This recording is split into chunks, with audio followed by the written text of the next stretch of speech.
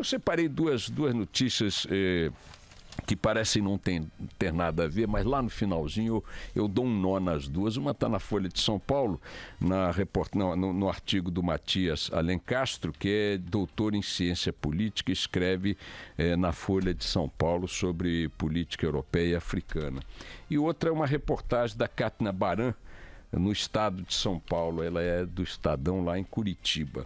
Começando aqui pelo artigo do professor Alencastro, ele está dizendo que aproximadamente 1.500 brasileiros estão detidos neste momento por tentar atravessar a fronteira entre o México e os Estados Unidos. Estão detidos lá nos Estados Unidos.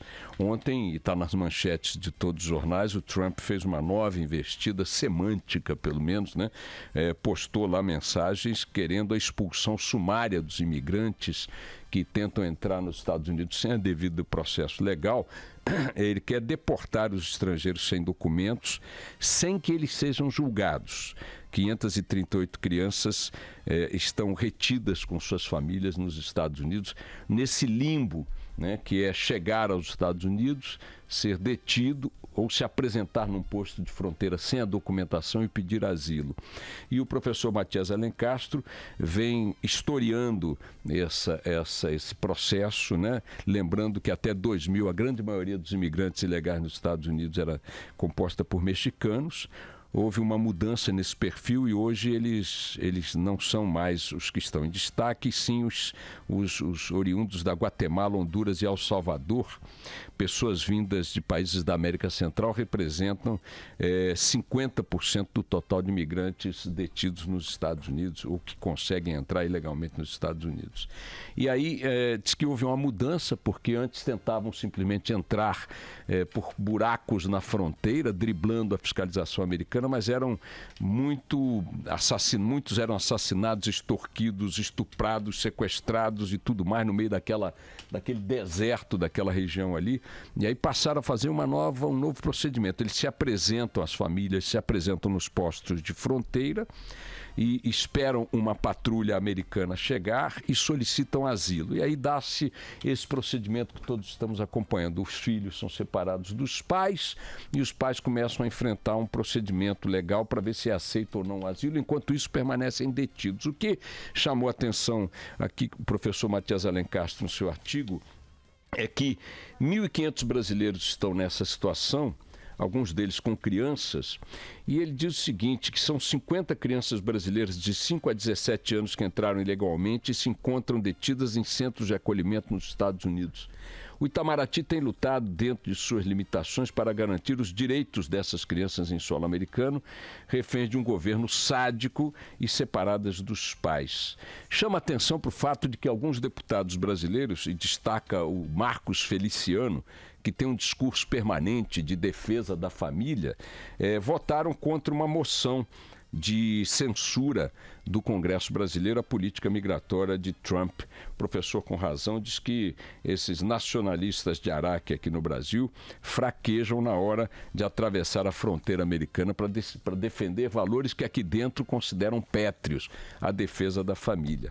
E aí eu vou para uma outra notícia, que é a do estado de São Paulo, na Kátia Baran, dizendo que na política do Paraná, refletindo um fenômeno nacional, a política do Paraná é dominada por laços familiares. Ela vem descrevendo a Kátia, os ex-governadores do estado, Beto Richa e a Cida Borghetti, que é vice e atual governadora. Ele é filho do ex-governador José Richa, tem o filho Marcelo Richa como pré-candidato a deputado estadual. Ela é mulher do ex-ministro da Saúde e deputado federal Ricardo Barros, tem pais e irmãos também nas políticas e é mãe de Maria Vitória, que deve tentar a reeleição a deputado estadual. E ele vai citando aqui.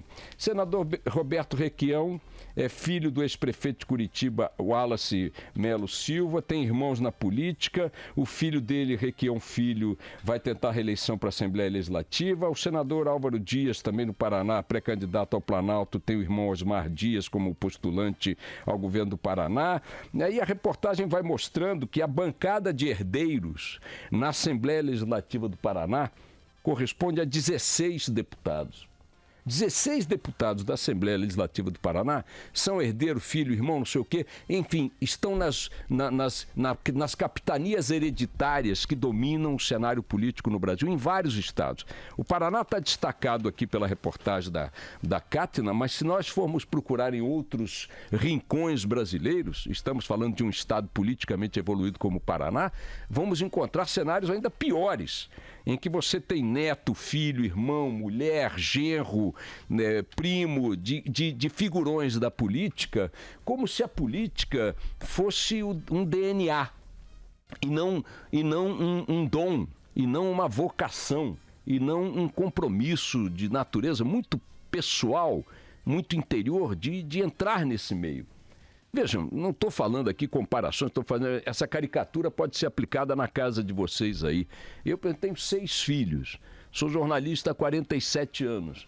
Não sei se devo dizer ainda bem ou ainda mal, mas nenhum filho meu, exceto as pequeninas Catarina e Valentina, que ainda não se decidiram, mas nenhum filho meu quis entrar nesse setor. Por quê? Porque olharam para o pai e disseram, o pai é jornalista, mas o que eu sou? Bom, eu sou advogado, eu sou economista, eu sou outras coisas, design e tal. Não entraram nessa área.